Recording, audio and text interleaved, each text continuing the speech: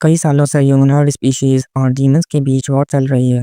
Humanoid species को God of light ने bless किया है, वहीं डीमंस को गॉड ऑफ डार्कनेस ने। लंबे युद्ध के बाद कुछ हीरोज का एक ग्रुप फाइनली डीमन लॉर्ड के कासल में पहुंच गया, लेकिन उनका रास्ता आसान नहीं था। कासल तक पहुंचने में बहुत सारे लोगों ने अपनी जान गंवाई है।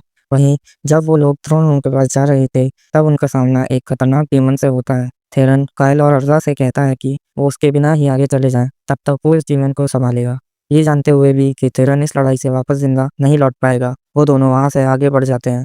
वो लोग थ्रोन रूम में पहुंच जाते हैं, लेकिन अचानक से काइल के ऊपर डार्क मैटर के स्पेयर से अटैक हो जाता है। काइल उन अटैक्स को ब्लॉक कर रहा था, बट वो अकेले सब अटैक्स को ब्लॉक नहीं कर पाता, तो उसे बचाने के लिए अर्जा उसके सामने आ जाती है। पर उस फेयर को ब्लॉक करते करते वो पूरी तरह से खत्म हो जाती है। अर्जा की मौत के बाद डीमन लॉर्ड फाइनली उनके सामने आता है। उसे देखकर काइल गुस्से में बौखला जाता है और बिना कुछ सोचे समझे उसके ऊपर अटैक करने जाने लगता है। वो उसके सभी डार्क स्फीयर्स को ब्लॉक कर रहा था। आखिर में उसे एक पिलर के पीछे छुपना पड़ता है, लेकिन जब वो देखता है कि उस अटैक ने पिलर का क्या हाल किया, काइल उस वक्त डर जाता है। जो अटैक डीमन लॉर्ड ने यूज किया था उसका नाम है एलिमिनेशन। इस अटैक को ब्लॉक नहीं किया जा सकता और जिसे भी वो टच करता है वो पूरी तरह से खत्म हो जाता है। जब तक डीमन लॉर्ड के पास ऐसा मैजिक है, काइल डीमन लॉर्ड के पास पहुंच ही नहीं सकता। अब काइल ऐसा अटैक करना चाहता है जिससे उसकी भी जान जा सकती है। डीमन लॉर्ड पर अटैक करने के लिए काइल अपनी स्वॉर्ड की 10 की एनर्जी को एक साथ रिलीज करने वाला था। कोई भी दूसरा ऑप्शन न होने की वजह से वह सारी एनर्जी रिलीज करके डीमन लॉर्ड के ऊपर अटैक करने जाता है, जिससे कि वह डीमन लॉर्ड के डिफेंस को ब्रेक कर सके। इस एक्स्ट्रा पावर की वजह से काइल की स्वॉर्ड उस डीमन के बॉडी को चीरकर आर पार हो जाती है, जिसकी वजह से वह डीमन पूरी तरह से खत्म हो जाता है। इस अटैक से उसकी तलवार भी टूट जाती है और वो भी बुरी तरह से घायल हो चुका था। उसने भले ही पूरी दुनिया को बचा लिया था, पर इस वॉर में वह जिससे भी प्यार करता था और जिन्हें उसने प्रोटेक्ट करने की कसम खाई थी, वह उन सबको खो चुका है। उसके फ्रेंड्स, उसकी फैमिली और उसका घर, सब कुछ डीमंस ने डिस्ट्रॉय कर दिया है। तो जीतने के बाद भी उसे ऐसा महसूस हो रहा था जैसे वह हार गया है, और वो थक कर जमीन पर गिर जाता है। अब उसे मौत का कोई डर नहीं था, क्योंकि जीने के लिए उसके पास कुछ बचा ही नहीं। लेकिन तभी डीमन लॉर्ड का मैजिक जेम वहां पर वापस आ जाता है और उसकी पावर ग्लो करने लगती है। डीमन लॉर्ड के मरने के बाद उसकी पावर्स को कंट्रोल करने वाला कोई नहीं था, और अगर वह आउट ऑफ कंट्रोल हो जाता तो शायद वह पूरी दुनिया को डिस्ट्रॉय कर देगा। जेम को ब्लास्ट होने से रोकने के लिए काइल जमीन पर रेंगता हुआ उसके पास जाने लगता है, और जैसे ही वह उसे पकड़ता है वहां पर तेज रोशनी आ जाती है। इसके बाद जब उसकी आंखें खुलती हैं, तब काइल वापस से अपने बचपन के बेड पर होता है। उसे लगता है कि ये सब कुछ सपना है, लेकिन जब वह विंडो से बाहर देखता है, उसे उसका टाउन बिल्कुल सही सलामत दिख रहा था, जो कि उसकी जिंदगी में एक डीमन के अटैक की वजह से पूरी तरह से जलकर राख हो गया था। टाउन को पूरी तरह से ठीक देखकर उसकी आंखों से आंसू गिरने लगते हैं, लेकिन जिन हालातों से वह गुजरा है उसे बिल्कुल यकीन नहीं होता कि ये सब कुछ सच है। तभी उसकी बचपन की दोस्त लीज वहां पर आ जाती है। उसे देखते ही काइल फ्रीज सा हो जाता है। वहीं लीज देखती है कि काइल अजीब तरीके से बिहेव कर रहा है, और वह उससे पूछती है कि क्या वो ठीक है, लेकिन काइल कोई आंसर नहीं देता, क्योंकि उसे अभी भी ये सब कोई सपना लग रहा है। लेकिन वह दोबारा उसे देखकर बहुत खुश था और वह उसे गले लगा लेता है। वही लीज शर्मा जाती है और उससे पूछती है कि वह क्या कर रहा है, लेकिन काइल उसे जवाब नहीं देता। लीज उससे दूर हटने की कोशिश करती है, लेकिन काइल उसे नहीं छोड़ता, और बैलेंस बिगड़ने की वजह से वह दोनों ही बेड पर एक दूसरे के ऊपर गिर जाते हैं। वहीं जो सिचुएशन अभी क्रिएट हुई थी, काइल उसके पूरे क्लाइमैक्स तक जाना चाहता था, लेकिन इस टाइम में उनकी रिलेशनशिप अभी उतनी आगे नहीं बढ़ी थी। लीज का शर्माना अब गुस्से में बदल चुका था। लीज उसके पेट में एक जोरदार मुक्का मारती है और काइल चारों खाने चित हो जाता है। लीज उससे पूछती है कि आखिर वो कर क्या रहा था। वो नॉर्मली इतना गुस्सा नहीं होती, क्योंकि वो भी उसे पसंद करती है, लेकिन ऐसी हरकतें करने से पहले उसे वार्निंग तो देनी चाहिए। जिसके बाद लीज गुस्से में वहां से चली जाती है, और उसके जाने के बाद काइल रियलाइज करता है कि वो उसके मुक्के को एक्चुअली फील कर पा रहा है। अब उसे शक होने लगा था कि शायद ये कोई सपना नहीं बल्कि असली दुनिया है। और जब काइल चादर को उठाता है, उसे वहां पर डीमन लॉर्ड की मैजिक जेम दिखती है। जेम को देखकर उसे विश्वास हो जाता है कि ये सच में असली दुनिया है। मिरर में देखने पर उसे पता लगता है कि वह पहले से बहुत यंग है और उसकी अब इंजरीज भी पूरी तरह से ठीक हो गई हैं। सब सोचने के बाद उसे लगता है कि वो किसी तरह से पास्ट में पहुंच गया है, और इसकी वजह सिर्फ उसे एक ही दिखती है, और वो है मैजिक जेम। डीमन लॉर्ड की मैजिक पावर बहुत ज्यादा थी, लेकिन ऐसा स्पेल जो कि पास्ट में ले जाए, ये पॉसिबल कैसे हो सकता है। तभी काइल का भूख की वजह से पेट दुखने लगता है और वह नीचे खाना खाने चला जाता है, जहां उसके लिए पहले से ही बाहुबली थाली तैयार कर रखी थी। उसे लगता है कि जरूर लीज ने जाने से पहले उसके लिए ये बनाकर रखा होगा। वो याद करता है कि पहले लीज हमेशा उसके लिए खाना बनाने आती थी, क्योंकि उसके और उसकी मॉम के पास इसका वक्त ही नहीं होता था। और जब वो उसका बनाया हुआ खाना खाता है, वह बहुत खुश हो जाता है, क्योंकि बहुत सालों से उसने ऐसा खाना नहीं खाया था। वो पूरा खाना सफा टट्ट कर देता है। इसके कुछ टाइम बाद थिरन वहां आता है क्योंकि उसे भी बहुत भूख लगी थी। लेकिन वह देखता है कि काइल ने सारा खाना ठूस लिया था, यहाँ तक कि उसने कढ़ाई भी नहीं छोड़ी। वहीं थिरन को देखकर काइल को बड़ा अजीब लग रहा था, क्योंकि कुछ मिनट पहले ही थिरन ने अपनी लाइफ सैक्रिफाइस कर दी थी ताकि काइल डीमन लॉर्ड को खत्म कर सके, और अब वो उसकी आंखों के सामने जिंदा खड़ा था। और वो थिरन से पूछता है कि ये कौन सा साल चल रहा है। तब थिरन उससे कहता है कि भूख तुम्हारे सर पर चढ़ गई है क्या, और कहता है 24 मई 2023 अगर भूल गया है। और आज काइल का बर्थडे है, तो सारा खाना टूसने के लिए थिरन उसे एज अ गिफ्ट माफ कर देता है। अब थिरन को खाना खाने के लिए लीज के सामने गिड़गिड़ाना पड़ेगा। और जब वह खाने की भीख मांगने जाता है, काइल किचन में था, क्योंकि अगर वह सच में पास में आया है तो उसे अपनी मॉम से बात करनी होगी। वो अपनी मॉम को दोबारा देखकर बहुत खुश था। वहीं उसकी मॉम शॉक थी, क्योंकि काइल कभी भी रात में लाइब्रेरी के अंदर नहीं आता। काइल कहता है, मॉम रात नहीं सुबह हो गई है, लगता है आप पूरी रात बुक्स ही पढ़ती रही। वो कहता है कि मैं असल में आपसे एक मैजिक थ्योरी के बारे में सवाल पूछना चाहता हूँ, और क्योंकि आप कंट्री की कुछ 8 मेजिस में से एक हैं तो शायद आप इसका जवाब दे पाएंगी। उसकी मॉम कहती हैं, अच्छा इसलिए तुम आए हो, चलो पूछो, मैं ज़रूर तुम्हें जवाब दूंगी। काइल कहता है कि दुनिया में कोई ऐसा मैजिक है जो किसी को पास्ट में बेच सके। मॉम कहती हैं कि हाँ, ऐसे स्पेल ज़रूर एग्जिस्ट करते हैं, लेकिन कोई भी इसका यूज़ नहीं कर सकता, क्योंकि उसे यूज़ करने के लिए बहुत ज़्यादा मैजिक पावर चाहिए, और दुनिया में ऐसा कोई मैजिक है ही नहीं जिसके पास ऐसी मैजिक पावर हो। और अगर हिस्ट्री का सबसे पावरफुल आदमी इसे अटेम्प्ट भी करता है, तब भी वह कुछ सेकंड ही पीछे जा पाएगा। अब वो कहता है कि क्या मैजिक आइटम के जरिए कई साल पीछे जाया जा सकता है। थोड़ी देर सोचने के बाद उसकी मॉम कहती हैं कि मैजिक आइटम में पावर स्टोर करने से ऐसा करना पॉसिबल हो सकता है, बट उतनी एनर्जी स्टोर करने में कम से कम 1000 साल लग जाएंगे। काइल कहता है कि तब क्या होगा अगर कोई फॉरबिडन राइट यूज करता है। उसकी मॉम पूछती हैं कि तुम फॉरबिडन राइट के बारे में कैसे जानते हो। काइल बहाना बना देता है कि उसने इसके बारे में एक बुक में पढ़ा था। फॉरबिडन राइट ऐसा मैजिक है जिसमें मैजिक पावर के लिए लोगों की जान को कुर्बान किया जाता है, और अगर कोई कई साल पीछे जाना चाहता है तो उसे कॉन्टिनेंट के लगभग हाफ पॉपुलेशन की जान लेनी होगी। वैसे भी ऐसा कोई कैटलिस्ट है ही नहीं जो कि इतनी सारी मैजिकल एनर्जी को स्टोर कर सके, बट ऐसा कोई आर्टिफैक्ट्स एग्जिस्ट करता तो इस बुक में जरूर उसका मेंशन होगा। काइल की मॉम उस बुक के पन्नों को पलटने लगती हैं, और वो उसे एक पेज दिखाती हैं जहाँ पर लेजेंडरी डिवाइन ड्रैगन के हार्ट के बारे में लिखा था। कहा जाता है कि एंशिएंट किंगडम ऑफ सॉल्स उस डिवाइन ड्रैगन के हार्ट में स्टोर की गई एनर्जी की वजह से हजारों सालों तक तरक्की करता गया, लेकिन वक्त के साथ जैम की पावर खत्म हो गई और किंगडम भी तबाह हो गया। काइल की मॉम को लगता है कि ड्रैगन हार्ट के जैसा आइटम इतनी मैजिक एनर्जी स्टोर कर सकता है जिससे टाइम ट्रेवल किया जा सके, लेकिन 1000 सालों से वह मिसिंग है, और शायद वह अब डीमंस के हाथ लग चुका है। अपनी मॉम की बातें सुनकर काइल को सारी चीजें समझ आने लगती हैं। वहीं उसकी मॉम खुश थी कि काइल उनसे बात करने आया था, और उसे लग रहा था कि आज वो बड़ा मैच्योर बिहेव कर रहा है। उसकी मॉम उससे कहती हैं कि कल लीस ने कहा था कि वो आकर खाना बनाएगी, चलो हम ऊपर चल के खाना खाते हैं। तब काइल उनसे कहता है कि अच्छा वो खाना, मैंने सब कुछ खत्म कर दिया। ये सुनते ही उसकी मॉम शॉक हो जाती हैं और उसे कूटने के ख्याल आने लगते हैं, लेकिन वह खुद को शांत करती हैं और कहती हैं कि चलो कोई बात नहीं, आज तुम्हारा बर्थडे है तो तुम्हें माफ़ करते हैं, पर तुम्हें कोई गिफ्ट नहीं मिलेगा। मॉम से बात करके एक चीज़ तो साफ हो गई है कि ये लेजेंडरी डिवाइन ड्रैगन का हार्ट है, और डीमन लॉर्ड ने पहले से ही उस स्पेल को इसमें प्री प्रोग्राम कर दिया था। लेकिन वह भला टाइम में पीछे क्यों जाना चाहेगा। तभी पीछे से लीज उसके पास आती है, और उसे देखते ही काइल अपने घुटनों पर आकर माफ़ी मांगने लगता है और कहता है, मैंने ऐसा सिर्फ इसलिए किया क्योंकि मुझे बहुत बुरा सपना आया था। लीज उससे पूछती है कि उसने किस तरह का सपना देखा। काइल बताता है कि उस सपने में उसने लीज को भी मरता हुआ देखा था। ये सुनकर लीज समझ जाती है उसने उस तरह से उसे गले क्यों लगाया था, और वह कहती है कि इस केस में उसे माफ़ करती है। वहीं उसे स्माइल करता हुआ देखकर काइल को याद आता है कि फ्यूचर में उससे क्या क्या छिनने वाला है। उसका टाउन डीमन टेरिटरी के सबसे पास है, तो जब इन्वेजन स्टार्ट होगी तो सबसे पहले वही सफ़र करेंगे। ऐसे ही इन्वेजन के दौरान उसकी पिछली लाइफ में लीज की जान चली गई थी, और उसके मरने के बाद काइल ने कसम खाई थी कि वह उसका बदला ज़रूर लेगा।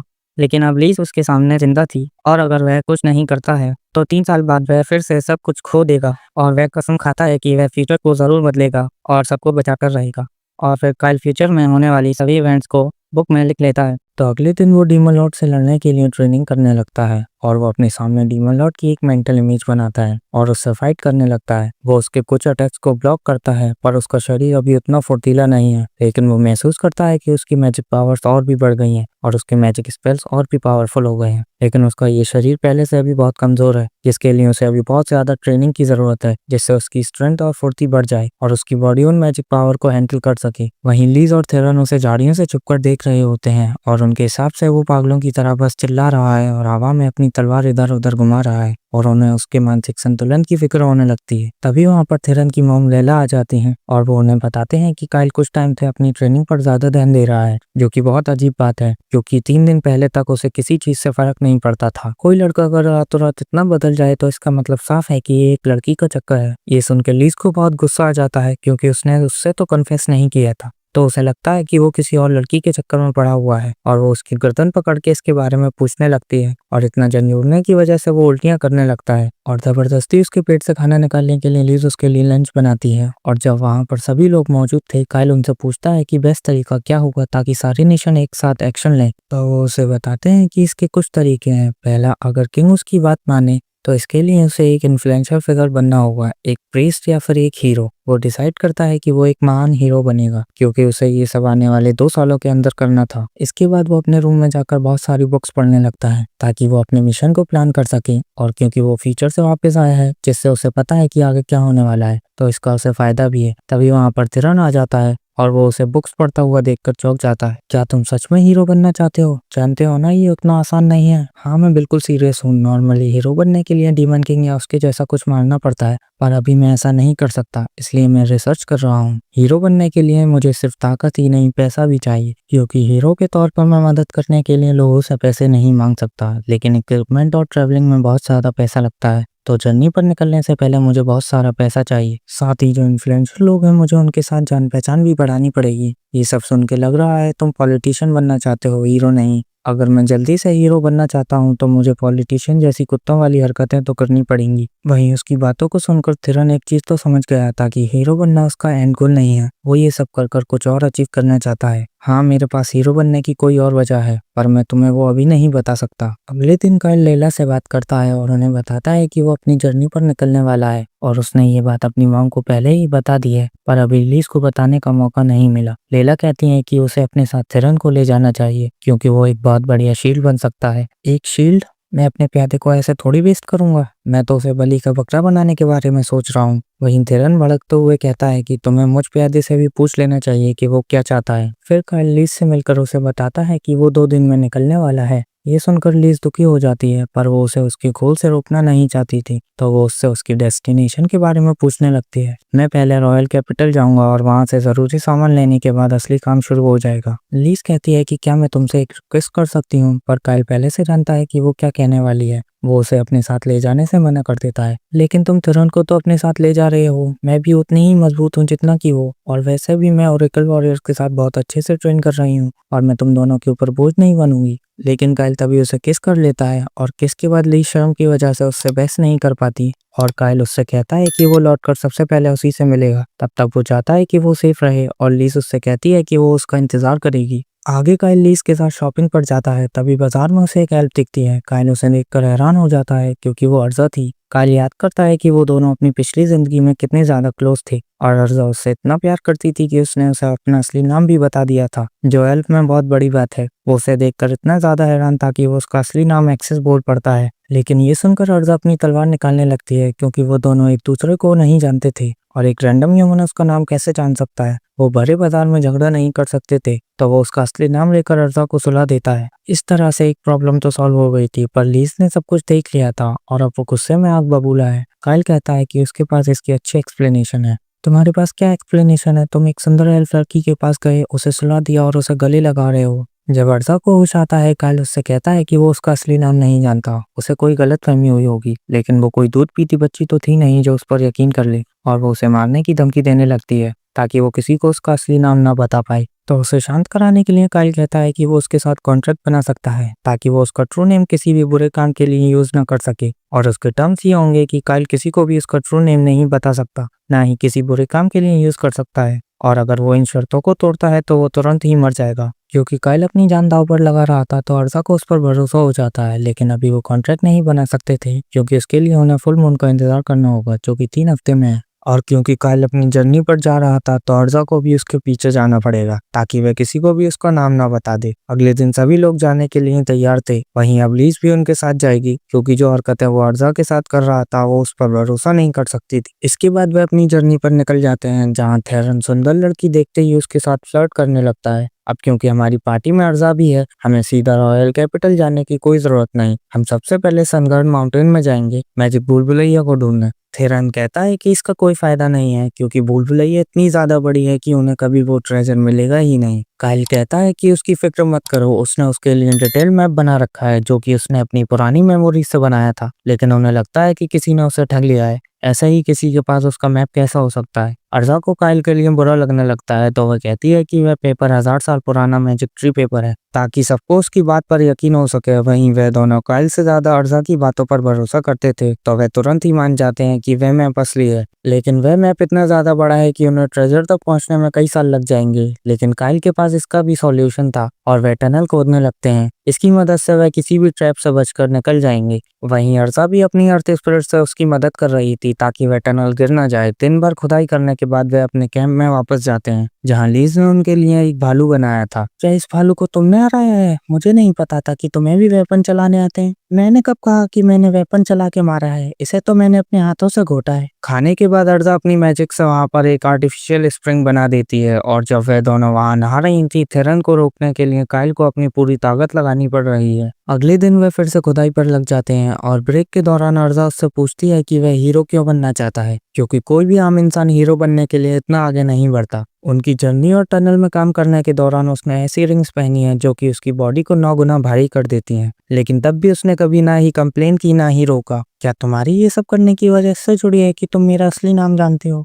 लेकिन इससे पहले कि वो काइल से कोई जवाब पाती, काइल को ट्रेजर हट की दीवार मिल जाती है और जब सभी लोग वहां पहुंचते हैं वह दीवार को तोड़ देता है और उस रूम के अंदर खजाने का ढेर पड़ा था। इतने सारे पैसे को देखकर थिरन खुश हो जाता है क्योंकि अब उसे कमाने की कोई जरूरत नहीं थी और वह जितनी मर्जी लड़कियों को बुला सकता था। लेकिन जब वह पैसे में नहा रहा था काइल वहां से निकल जाता है क्योंकि इस भूल भुलैया में एक सीक्रेट ट्रेजर है और ये वही तलवार है जो कि पिछली जिंदगी में वह यूज करता था। और जैसे ही वह उस तलवार के पास पहुंचता है उस सॉर्ड की अवतार उसके सामने आ जाती है जिसका नाम सिल्डोनिया है। सिल अपनी लंबी चौड़ी स्पीच शुरू कर देती है और बहादुर चैलेंजर को कांग्रेचुलेट करती है जो सभी मुसीबतों से बचता हुआ यहाँ पर पहुंच गया। तभी काइल उसका मुंह बंद कर देता है क्योंकि वो नहीं चाहता था कि उसके दोस्तों को इसके बारे में पता चले। मुझे पता है कि तुम कौन हो, मैजिक क्वीन सिल्डोनिया चार्ल्स की कॉपी, और मैं किसी ट्रैप से नहीं आया हूँ, खुदाई करके शॉर्टकट से यहाँ पहुंच गया। सिल को यकीन नहीं होता कि वो इतनी आसानी से भूल भुलैया को चीट करके यहाँ पहुंच गया। मैं तुम्हें ये सब बताता लेकिन उससे ज्यादा आसान फाइनल ट्रायल करना होगा ताकि सब कुछ तुम खुद देख सको। फाइनल ट्रायल में जब काइल तलवार को निकालता है सिल उसकी सारी मेमोरीज को देख पाती है। उसे यकीन नहीं होता है कि जो उसने देखा था वह सच है क्योंकि उसे नहीं पता था कि टाइम मैजिक इतने बड़े स्केल पर यूज किया जा सकता है। तभी उसके दोस्त उसे ढूंढते हुए वहां पर पहुंच जाते हैं और वो सिल्वी से कहता है कि वह उसे फॉलो करे। मुझे एक समझदार तलवार मिल गई है। इसके कुछ समय बाद वो सिल को सभी से इंट्रोड्यूस कराता है और वह कई सेंचुरीज के बाद खाना खाती है। वो उन्हें बताती है कि वो असल में मैजिक क्वीन नहीं है बल्कि बस उसका एक हिस्सा है। वह एक मैजिकल लाइफ फॉर्म है जिसे बनाया गया था ताकि वो उन्हें जज कर सके जो इस भूल भुलैया को क्लियर करेंगे, और अगर उसे लगता है कि वो वर्दी नहीं है तो इस पूरी जगह को तबाह कर देती है। और उसे लगता है कि काइल इंटरेस्टिंग है तो वो अभी उससे कुछ नहीं करेगी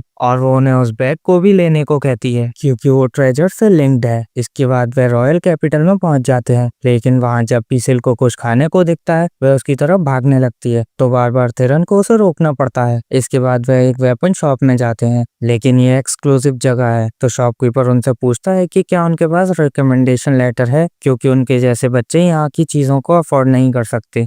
काइल याद करता है कि यहाँ से चीजें खरीदने के लिए उन्हें मेंबरशिप फी पे करनी पड़ेगी, तो जब उसे वह गोल्ड कॉइन्स देता है वह उनसे कहता है कि वे अंदर जा सकते हैं। अंदर जाने के बाद वे शॉप के ओनर से मिलते हैं जिसका नाम फेस्बा है। सिल जब वहाँ पड़ी कुछ तलवारों को देखती है वह पहचान जाती है कि इसे मेलिस ने बनाया था जो कि एक एंशिएंट क्राफ्टमैन था। वाह, तुम उसे पहचान गई? वो एशियंट के सबसे बेस्ट क्राफ्टमैन में से एक थे। यकीन मानो वो बेस्ट बिल्कुल नहीं था, मैं उससे मिल चुकी हूँ और जब भी मैं उससे कुछ काम ठीक करने को कहती थी वह चिड़चिड़ा सा हो जाता था। उसकी बातें सुनकर फेसबुक कंफ्यूज हो जाता है, लेकिन इससे पहले कि वह कुछ और बड़बड़ करती काइल आकर उसका मुंह बंद कर देता है क्योंकि वह किसी को भी पता लगने नहीं दे सकता कि वह मैजिक क्वीन है। वहीं काइल खुद के लिए ड्रैगन आर्मर खरीदता है। वहीं बाकी के लोग भी जिन चीजों की उन्हें जरूरत पड़ेगी वो सब खरीद लेते हैं। इसके बाद काइल मैजिक स्टोन्स को खरीदने जाता है तो फेसबुक उसे एक मैजिक स्टोन दिखाता है जिसे एक्सप्लोजन मैजिक से एन्चेंट किया हुआ है, लेकिन काइल को ऐसा स्टोन चाहिए था जो कि रेप्टाइल रेप्टाइल्स के खिलाफ काम करे। फेसबा कहता है कि ऐसे स्टोन्स को कोल्ड मैजिक से एन्चेंट किया होता है और ये बहुत महंगे होते हैं, पर काइल उससे प्राइस भी नहीं पूछता और उसे कहता है कि जितने भी उसके स्टॉक में हैं उन्हें वह सब चाहिए। साथ ही उसके पास जितने हीलिंग पोर्शन है उन्हें वह सब भी चाहिए, और क्योंकि इतने सारे पैसे लाना भी बड़ी मेहनत का काम है तो वहाँ पर एक जेम की पोटली रख देता है जिनकी कीमत 10 मिलियन से भी ज्यादा है। इसके बाद काइल और बाकी सभी लोग स्टोर से बाहर आ जाते हैं, लेकिन थेरन परेशान लग रहा था क्योंकि लोगों को फिर पता चल जाएगा कि वो बहुत अमीर हैं, तो उनके लिए खतरा हो सकता है। पर काइल कहता है कि वे कल ही यहाँ से निकल जाएंगे, तो बाकी सभी लोग टाउन घूमने के लिए वहाँ से निकल जाते हैं और सिल्वी भी कुछ ठूसने के लिए वहाँ से जाने वाली थी, पर काइल उसे पकड़ लेता है। तुम्हें क्या लगता है फ्यूचर को सच में बदला जा सकता है? कितना वाहियात सवाल है। फ्यूचर कभी पक्का होता ही नहीं। उस स्पेल ने तुम्हारी सोल को उस टाइमलाइन से निकालकर किसी और टाइमलाइन के पास में रख दी है, इसलिए तुम्हारे पास वो ड्रैगन स्टोन है, जबकि इस समय का ड्रैगन स्टोन किसी और जगह पर पहले से ही मौजूद है। तुम्हारे एक्शन ऑब्वियसली फ्यूचर को बदलेंगे, पर ग्रेट इन्वेजन भी होना ही है, तो उसे रोकने के लिए हमें कुछ करना होगा। टाइम ट्रेवल के हिसाब से यहाँ पर 2 ड्रैगन आर्ट्स हैं, पर अगर ऐसा है तो मैं भी तो यहाँ पर 2 होना चाहिए था ना। इस दुनिया में किसी की भी मैक्सिमम मैजिक पावर जन्म होते ही डिसाइड हो जाती है, कितनी भी ट्रेनिंग उसे नहीं बदलती। लेकिन सिल्डोनिया के प्राइम में हमने डिस्कवर किया था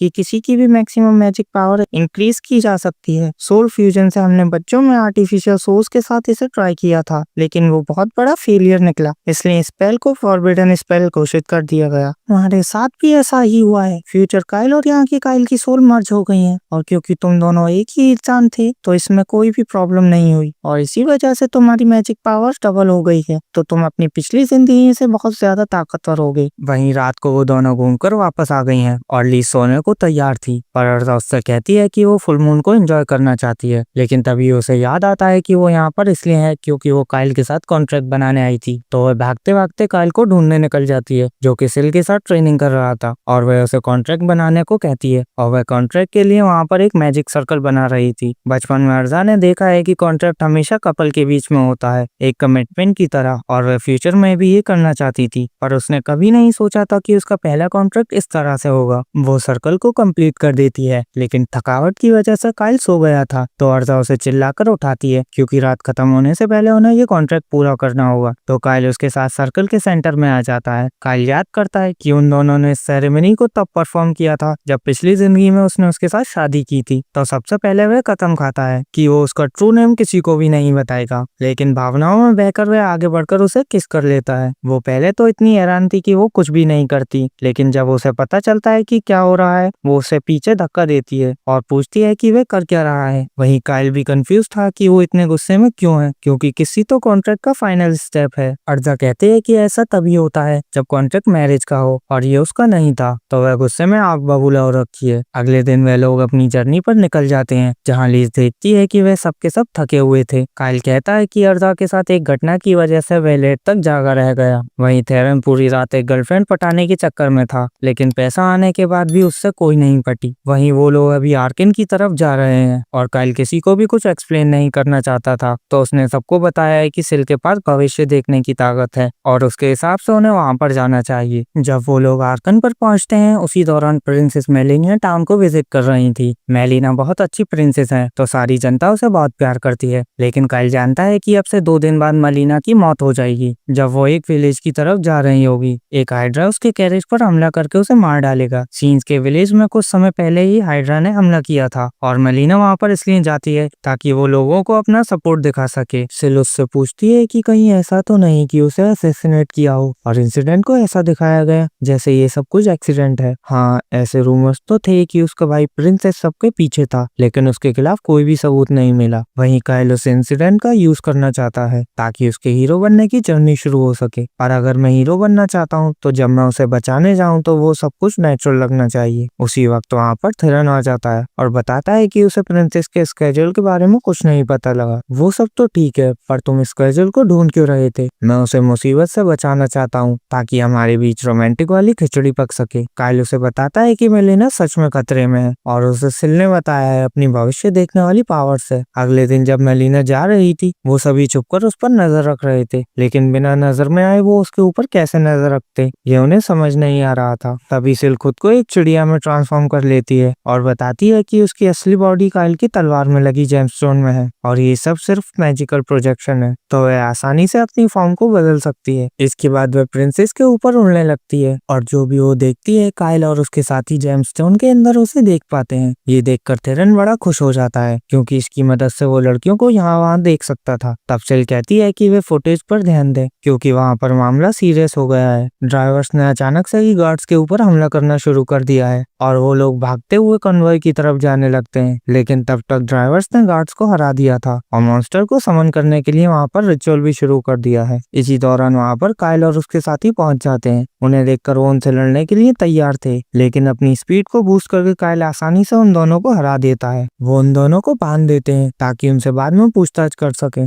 वहीं थेरन देखता है कि मेलेना जिंदा है, बस बेहोश पड़ी है। तभी एक हाइना मॉन्स्टर काइल के ऊपर अटैक कर देता है जिसे वो हरा देता है, पर इसके बाद वहाँ पर बहुत सारे हाइना मॉन्स्टर आ जाते हैं। काइल और दोनों लड़कियां मिलकर उन सभी हाइना से लड़ने लगती हैं, पर उनकी तादाद बहुत ज्यादा थी और वो उन दोनों बंदियों पर भी हमला करने लगते हैं। काइल थेरन से कहता है कि वह कैरेज को लेकर यहाँ से चला जाए, पर वो देखता है कि रेंज को कट कर दिया गया है। उनके लिए सिचुएशन मुश्किल होती जा रही थी। तभी हाइड्रा भी उनकी तरफ बढ़ने लगता है और उसके फुट स्टेप के हिसाब से काइल को लगता है कि वो जल्दी उन तक पहुंच जाएगा और वो अपने दोस्तों से कहता है कि उनकी प्रायोरिटी प्रिंसेस मेलेना को बचाना है, तो वह सब उसे लेकर वहाँ से चले जाएं। तब तक वह हाइड्रा से लड़ेगा। लड़कियों को लगता है कि वह पागलपंती कर रहा है, पर काइल उन्हें समझाता है कि उसे पता है कि वो क्या कर रहा है और वो उस हाइड्रा को हरा सकता है। वो दोनों उसके ऊपर भरोसा कर लेते हैं, जिसके बाद काइल हाइड्रा से लड़ने के लिए वहाँ से चला जाता है। सेल उससे पूछती है कि क्या वो श्योर है वो इतने पावरफुल मॉन्स्टर को हरा सकता है। ये तो उसके सर पर डिपेंड करता है, जितने ज्यादा उसके सर होंगे वो उतना ज्यादा ताकतवर होगा। मुझे यकीन है कि अगर उसके 3 सर होंगे तो मैं उसे हरा सकता हूँ। लेकिन जब हाइड्रा उसके सामने आता है उसके 3 नहीं बल्कि 8 सर थे, लेकिन अब भागने के लिए समय बीत चुका था और वो उससे लड़ने का डिसाइड करता है। वो हाइड्रा के अटैक्स को बड़ी ही आसानी से डॉज कर रहा था, लेकिन जब वो पॉइजन के अटैक करने लगता है तो अपनी रोप की मदद से खुद को बचाना पड़ता है। उसका पॉइजन इतना ज्यादा जहरीला था कि आसपास के पेड़ और प्लांट्स जलने लगते हैं, पर उसका हाई क्वालिटी कोड उसे बचाने में काफी था। इसके बाद काइल वो ब्लिजर्ड स्टोन निकालता है जो उसने शॉप से खरीदा था, जिसे वो उस हाइड्रा के ऊपर फेंक देता है। उसके फ्रीजिंग इफेक्ट की वजह से हाइड्रा अपनी जगह से हिल नहीं पाता, जिसके बाद वह एक्सप्लोजन मैजिक स्टोन का यूज करता है और उसे हाइड्रा के ऊपर फेंक देता है। उससे हुए धमाके की वजह से हाइड्रा को एक्चुअली डैमेज होता है। ये देखकर काइल उसके ऊपर अटैक करने जाता है, लेकिन तभी हाइड्रा फिर से उसके ऊपर पॉइजन ब्रेक का इस्तेमाल करता है और अपने रोप से उसे ब्लॉक करके हाइड्रा के एक सर को काट देता है। लेकिन इसका कोई फायदा नहीं होता क्योंकि वह सर कुछ सेकंड्स के अंदर ही फिर से रीजनरेट हो जाता है। इसके बावजूद भी काइल उसी बकवास स्ट्रेटेजी का यूज करते हुए हाइड्रा के सरों को काटता रहता है, जिसका कोई फायदा नहीं होता और ऐसा ही करते करते उसके पास सारे ब्लिजर्ड स्टोन खत्म हो जाते हैं। इतने सारे अटैक के बाद भी हाइड्रा जरा भी कमजोर नहीं लग रहा था, तो वो अपनी आखिरी स्ट्रेटेजी यूज करता है। अपनी स्पीड को बूस्ट करके वो हाइड्रा की तरफ जाने लगता है और उसने अपने हाथों में कुछ एक्सप्लोजन वाले स्टोन्स को छुपा रखा था। हाइड्रा इतना तेज नहीं था कि वो उसके अटैक को डॉज कर पाता और काइल उसकी छाती में अपनी तलवार को घुसा देता है और उसके जख्मों को अपनी तलवार से और भी बड़ा करके उसके अंदर एक्सप्लोजन स्टोन डाल देता है। पर तभी हाइड्रा उसके ऊपर अटैक करके उसे खुद से दूर कर देता है। इस बार भी उसके आर्मर ने उसे बचा लिया था, पर अब हाइड्रा उसकी तरफ आने लगता है, जिसके बाद रोहित शेट्टी की मूवी की तरह वो हाइड्रा 3 अलग अलग एंगल से फटने लगता है। उस धमाके की वजह से हाइड्रा की बॉडी के चीथड़े चीथड़े उड़ जाते हैं और सेल उससे कहती है कि उसे इस स्ट्रेटेजी को पहले यूज कर लेना चाहिए था, कम से कम उसके मैजिक स्टोन तो बच जाते। ये मेरा लास्ट ऑप्शन था, ऐसी खतरनाक स्ट्रेटेजी मैं सबसे पहले क्यों यूज करूंगा। दूसरी तरफ अर्धा और बाकी सबने भी सभी मॉन्स्टर को हरा दिया है और अब वो काइल की मदद करने के लिए जाने वाले थे, पर उसी वक्त वहाँ काइल आ जाता है और बताता है कि उसने हाइड्रा को हरा दिया है। ये सुनकर वो दोनों ही खुश थे, पर वो उससे दूर रहने को कहती है क्योंकि उससे बदबू आ रही थी और बेचारे की तारीफ करने की जगह वो उसे नहाने को कहने लगती हैं। और जब बेचारा काइल नहा रहा था, थेरन अभी भी कैरेज को ठीक करने में लगा है। इसके बाद काइल नहाकर वापस आता है। उसे लगता है कि प्रिंसेस और उसके सर्वेंट को पॉइजन किया गया होगा, तो वो उन्हें एंटीडोट देने लगते हैं। तभी थेरन को बाहर एक पाउच मिलता है, जिसे देखकर काइल समझ जाता है कि इसी का यूज करके वो लोग मॉन्स्टर को समन कर रहे थे, यानी प्रिंसेस को सच में कोई मरवा रहा था और इसे इस तरह से प्लान किया गया है ताकि सबको लगे ये एक एक्सीडेंट है। और इस एसेसिनेशन के पीछे सच में प्रिंस कैरनेस ही था और मिलिन का बॉडीगार्ड सेंटोस भी उसी के साथ काम कर रहा है। उन्हें पता लगता है कि उनकी एसेसिनेशन अटेम्प्ट फेल हो गई है, तो सेंटोस प्रिंसेस को मारने के लिए एक और स्क्वाड को भेज देता है। दूसरी तरफ शाम को मेलिना को होश आता है, जो ये देखकर हैरान थी कि वह अभी भी जिंदा है। वो काइल और उसके दोस्तों से पूछती है कि क्या उन्होंने ही उसे बचाया है। मौका देखते ही थेरन अपना मुंह वहाँ पर ले आता है और कहता है कि उसने सब कुछ किया है और इसके बदले में वह उससे किस्सी मांगने लगता है। तो उसे लाइन पर लाने के लिए लीज उसे खींचकर पंच मारती है, जिसके बाद काइल खुद को इंट्रोड्यूस कराता है और बताता है कि वो एक ट्रैवलिंग एडवेंचरर्स का ग्रुप है, जिन्होंने रास्ते में उनके कन्वॉय पर अटैक होता हुआ देखा और उसे बचाने के लिए यहाँ पर आ गए। तभी उसके सर्वेंट को भी होश आ जाता है और वो तुरंत ही काइल और प्रिंसेस के बीच में आ जाती है ताकि वो उसे बचा सके। मिलेना उसे बताती है कि काइल और उसके दोस्तों ने उसे बचाया है, तो वो उन पर भरोसा कर सकती है। इसके बाद सिचुएशन को इंस्पेक्ट करने के लिए मिलेना कैरेज से बाहर जाती है और डेड बॉडीज को इंस्पेक्ट करने लगती है। काइल उसे बताता है कि ड्राइवर्स ने ही उसके गार्ड्स को मारा था। इसी दौरान सेलोने बताती है कि एक रॉयल गार्ड्स की स्क्वाड उन्हीं की तरफ बढ़ रही है और काइल ये बात मेलिना को बताता है। ये सुनते ही मेलिना कहती है कि उन्हें यहाँ से भागना होगा, क्योंकि अगर रॉयल नाइट्स ने उन्हें ढूंढ लिया तो वो उसके साथ साथ काइल और उसके दोस्तों को भी मार डालेंगी। आपके ही कंट्री के नाइट्स भला आपको क्यों मारना चाहेंगे? जो आदमी मुझे मारना चाहता है वो सेंटोस है। काइल को यकीन नहीं होता कि सेंटोस ऐसा कुछ कर सकता है, पर मेलिना श्योर है कि इस सब के पीछे उसी का हाथ है।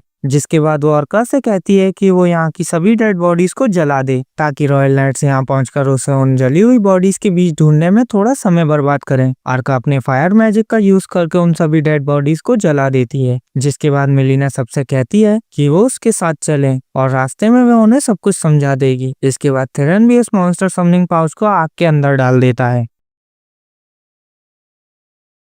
सेंटोस से बचकर वो लोग वहां से जाने लगते हैं और मेलिना उन्हें बताती है कि सेंटोस उसके भाई के कहने पर उसे मारना चाहता है और ये बात उसे कल पता लगी थी। कल उसके ड्रिंक में सेंटोस ने कुछ मिला दिया था, जिसकी वजह से वो जमीन पर गिर गई, पर वो बेहोश होने का बस नाटक कर रही थी। और इसी दौरान उन दोनों ने सारा प्लान उसके सामने ही डिस्कस कर लिया कि वे कैसे उसके कैरेज पर मॉन्स्टर से हमला करवाना चाहते हैं, ताकि उसकी मौत का किसी के ऊपर भी शक न जाए। क्योंकि सेंटोस उसके भाई से मिला हुआ था, वो हमेशा अपनी सिक्योरिटी के लिए किल्ड्रन को बुलाती है, जो कि 5th बटालियन की लीडर है। वहीं 5th बटालियन में सिर्फ लेडीज ही है और उनकी एलिगेंस की वजह से उन्हें सेरेमनीज का हिस्सा बनना पड़ता है। और यही वजह है कि इस बार उसकी सिक्योरिटी की जिम्मेदारी सेंटोस पर थी। मेलिना कहती है कि अगर वो लोग उसे सही सलामत पहुंचा देते हैं तो वो उन्हें बहुत अच्छा रिवॉर्ड देगी। नहीं, हमें रिवॉर्ड नहीं चाहिए, आप बस हमें सम्मानित कर देना। इसके बाद वो एक स्ट्रेटेजी प्लान करने लगते हैं और मेलिना बताती है कि कल सुबह तक किल्ड्रन अपनी 5th बटालियन के साथ आर्शियन टाउन तक पहुंच जाएगी और जब उन्हें पता चलेगा कि प्रिंसेस वहां पर नहीं है,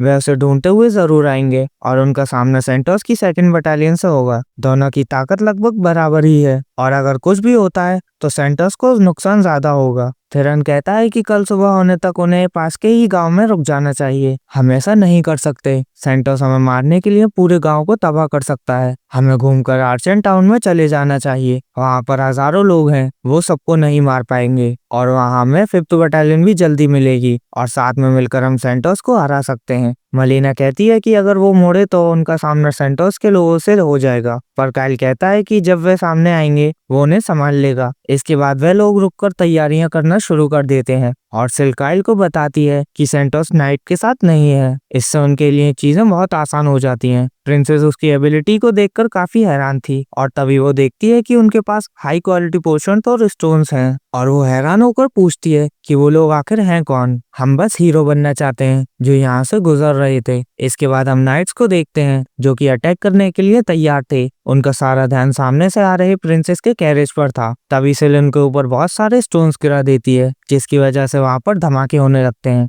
और काफी सारे नाइट्स मारे जाते हैं। उस धमाके का फायदा उठाकर वो कैरेज में उन नाइट्स के बीचों बीच से ही आगे बढ़ जाते हैं, लेकिन थोड़ी दूर और जाने के बाद कैरेज के पहिया टूट जाता है तो उन्हें पैदल ही वहां से आगे जाना होगा। उन नाइट्स को स्लो करने के लिए यहाँ पर पीछे किसी को रुकना होगा, पर अभी भी 30 नाइट जिंदा हैं। अगर कोई अकेला उनसे लड़ेगा तो उसकी जान जरूर चली जाएगी, पर ये किसी को तो करना ही होगा। अर्जा को लग रहा था कि काइल खुद को पीछे रोकने वाला है, लेकिन वे कहता है कि इसके लिए बेस्ट ऑप्शन थेरन है और वो अर्जा के मैजिक का यूज करके तेजी से वहां से जाने लगते हैं और बेचारे थेरन को पीछे ही छोड़ देते हैं। और इससे पहले थेरन को कुछ पता लगता वो लोग वहां से जा चुके थे। वहीं थेरन सफेद झंडा लेकर खड़ा हो जाता है और जब नाइट उस तक पहुंचते हैं वो उनके सामने अपनी जान के लिए गिड़गिड़ाने लगता है। जब वो देखते हैं कि प्रिंसेस कैरेज में नहीं है, नाइट्स का वाइस कैप्टन खुद ही उसे मारने जाने लगता है, लेकिन तभी वह उससे चिपक जाता है और रोते हुए कहने लगता है कि वह उसे बख्श दे, लेकिन वाइस कैप्टन उसे मारने के लिए अपनी तलवार उठा लेता है। वहीं दूसरी तरफ अर्जा को उसकी फिक्र हो रही थी, लेकिन लीज और काइल उसे बताते हैं कि थेरन उन दोनों से ज्यादा ताकतवर है। वहीं थेरन ने वाइस कैप्टन की गर्दन को काट दिया था। लड़ाई में सबसे ताकतवर आदमी को पहले मारना चाहिए। वाइस कैप्टन को इतनी जल्दी हारा हुआ देखकर सभी नाइट्स की फटी पड़ी थी। इसके बाद थेरन अपने ट्रेनिंग इक्विपमेंट्स को उतार देता है, जिससे उसकी बॉडी बहुत ज्यादा लाइट हो जाती है और वो बड़ी ही आसानी से उन सभी नाइट्स को मारने लगता है और तलवारबाजी के साथ साथ उन मैजिक स्टोन्स का भी यूज कर रहा था। तुमने नोटिस किया होगा कि थेरन बीच बीच में गायब हो जाता है। वो असल में ट्रेनिंग करने जाता है। मैजिक में भले ही वो नल्ला हो, लेकिन तलवारबाजी में वो मुझसे कई गुना बेहतर है। लेकिन वो तो बस कमजोर लापरवाह सा बिहेव करता है। वो ऐसा इसलिए करता है ताकि सामने वाले अपने गार्ड को ड्रॉप कर दें, लेकिन वो सिर्फ 10% की एक्टिंग करता है। वो है भी थोड़ा सा हिला हुआ ही। वहीं थेरन ने 30 में से 22 नाइट्स को मार दिया है और बचे हुए नाइट उसके सामने कपकपाते हुए खड़े हो रखे हैं। मैं अब तुम लोगों से नहीं लड़ना चाहता। मेरा काम सिर्फ तुम्हें रोकना था और वो मैं कर चुका हूँ। तुम्हारे घोड़े भी भाग गए हैं तो तुम प्रिंसेस तक नहीं पहुंचने वाले। फालतू में अपनी जान क्यों देना चाहते हो? लेकिन वो जब उनसे थोड़ी दूर आ जाता है वो उनके ऊपर मैजिक स्टोन्स फेंक देता है और जो थोड़े बहुत मैजिक नाइट बच गए थे वो उन्हें अपनी तलवार से खत्म कर देता है। तभी सिल काइल को बताती है कि सेंटोस उन्हीं की तरफ बढ़ रहा है। तभी सेंटोस उसके ऊपर एक लाइटिंग बोल्ट से अटैक कर देता है, जिसकी वजह से वो नीचे गिर जाती है। काइल सभी को यहीं पर छुपने को कहता है और वो अकेला सेंटोस से लड़ने जाने वाला था। वो हमारे किंगडम का सबसे बेहतर नाइट है। क्या तुम सच में उससे लड़ना चाहते हो? मैं सेंटोस से लड़ना नहीं चाहता था, पर अब मेरे पास कोई और ऑप्शन नहीं है। तुम सेंटोस के बारे में ऐसे क्यों बात करते हो जैसे तुम उसे जानते हो? क्या तुम्हें हमें बचाना सिर्फ एक कोइंसिडेंट था? ये सब सुनकर काइल घबरा जाता है और कोई भी जवाब नहीं दे पाता। खैर छोड़ो, मेरी जिंदगी तुम्हारे हाथ में है तो तुम जो चाहे कर सकते हो। इसके बाद काइल सेंटोस के पास पहुंच जाता है। तुम्हारे पास तो और नाइट्स है ना, तो तुम यहाँ पर अकेले क्यों आए हो? मैं और ऐसे लोगों की जिंदगी को कुर्बान नहीं कर सकता जो इसका हिस्सा नहीं है। मैं तुम्हें नहीं मारना चाहता, तो क्या तुम सरेंडर करोगे? मैं प्रिंसेस से भी रिक्वेस्ट करूंगा कि वह तुम्हारी सजा को कम करें। लेकिन ये सुनकर सेंटोस को गुस्सा आ जाता है और वो उससे लड़ने पहुंच जाता है। काइल उसके अटैक को डॉज करता है, लेकिन वो असल में एक इल्यूजन था और वो उसके अगले अटैक को बड़ी ही मुश्किल से डॉज कर पाता है। और जब वो सेंटोस के ऊपर अटैक करता है वो उसे घायल करने में कामयाब होता है। ये ऐसा कैसे हो सकता है? मेरे इल्यूजन मैजिक को कोई भी पहली फाइट में डिटेक्ट नहीं कर पाया है। लेकिन काइल उसकी फाइटिंग स्टाइल के बारे में सब कुछ जानता था, क्योंकि अपनी पिछली जिंदगी में सेंटोस ने ही उसे तलवारबाजी सिखाई थी। वो दोनों लड़ते ही जाते हैं, जिस दौरान काइल समझ जाता है कि सेंटोस की बॉडी स्ट्रेंथ उससे कहीं ज्यादा है, तो वो ताकत में तो उसे नहीं हरा पाएगा। लेकिन तभी सेंटोस की तलवार के ऊपर एक हल्का सा क्रैक आ जाता है, जिसकी वजह से सेंटोस को पीछे हटना पड़ता है और उसके तलवार की तारीफ करता है। काइल फिर से उससे कहता है कि वह हार मान ले, लेकिन सेंटोस अपनी पावर्स को बढ़ाकर उसके ऊपर अटैक करने पहुंच जाता है। वो उसके स्वॉर्ड को डिफ्लेक्ट कर देता है और काइल की बॉडी पर अटैक करता है, लेकिन इससे उसकी तलवार ही टूट जाती है, क्योंकि उसकी तलवार ड्रैगन हार्ट से टकराई थी। लेकिन तलवार टूटने के बाद भी वो हार नहीं मानता और फिर से काइल के ऊपर अटैक करने जाता है। इसके बाद हम काइल की पास्ट लाइफ को देखते हैं, जहाँ सेंटोस काइल को बता रहा था कि उसकी तलवार का एक ही मकसद है कि वो अपनी कंट्री और रॉयल फैमिली को प्रोटेक्ट करे। इसलिए काइल के पास भी एक मकसद होना चाहिए। वहीं प्रेजेंट में काइल रोते हुए कहता है कि उसका मकसद ये है कि वह अपने चहीतों को प्रोटेक्ट करना चाहता है, और उनमें से वो भी एक था। जिसके बाद वो उसके ऊपर अटैक कर देता है, जिससे सेंटोस की बुरी हालत हो जाती है। और सेंटोस समझ चुका था कि उसने जानबूझकर अपने स्वॉर्ड को डिफ्लेक्ट करने दिया ताकि काइल को उसके ऊपर अटैक करने का मौका मिल सके, और वो ये सब करने के लिए काइल से माफी मांगता है। वहीं कैरनेस परेशान हो रखा था। तभी वहां पर किल्रन 5th बटालियन के साथ पहुंच जाती है और उनके पीछे पीछे वहां पर मलीना भी आती है,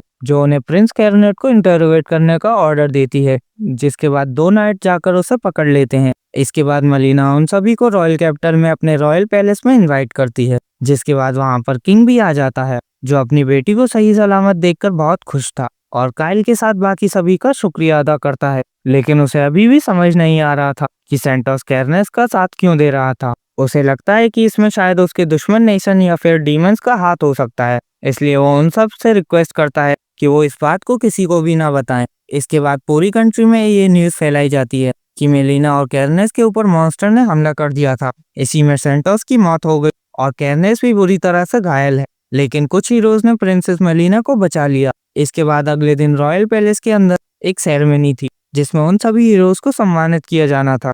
सबसे पहले किंग काइल को एक ग्रैंड सेज मेडल देता है, यानी किंग ने काइल को एक हीरो के रूप में मान लिया है। वहीं रात को किंग परेशान हो रखा था, वो दोनों किसी काम के नहीं निकले। अगर मेलिना रूलर बन जाती है तो वो नेशन को बहुत ज्यादा डेवलप कर देगी, तो इनमें मेरी वैल्यू बिल्कुल खत्म हो जाएगी। मुझे किसी तरह उसे रास्ते से हटाना ही होगा। तभी उसके पास एक बंदा आता है, तुम्हारे जैसा इंसान किंग बनने के लायक बिल्कुल नहीं है। जिसके बाद वो उसे बालकनी से धक्का दे देता है, जिस दौरान वह किंग भी देख लेता है कि वो असल में काइल है। तुम्हारे लालच की वजह से एक ऐसे इंसान को मरना पड़ा जो इसका हकदार बिल्कुल नहीं था। तुम वैसे भी लोगों को तो छोड़ने ही वाले थे, तो तुम्हारा अभी ही चले जाना बेहतर है। अगले दिन सभी को पता लगता है कि किंग बालकनी से गिरकर मर चुका है। वहीं प्रिंसेस मेलिना काइल को बता रही थी कि उसकी एंगेजमेंट गार्ल एम्पायर के थर्ड प्रिंसेस से हुई है, लेकिन वो बस एक प्रॉमिस था, क्योंकि मेलिना कारण सिटी को जगरस का एक हिस्सा बनाना चाहती थी, लेकिन अब वो खुद ही उसके नेशन का हिस्सा बनना चाहते हैं, तो वो अब एंगेजमेंट में इंटरेस्टेड नहीं है।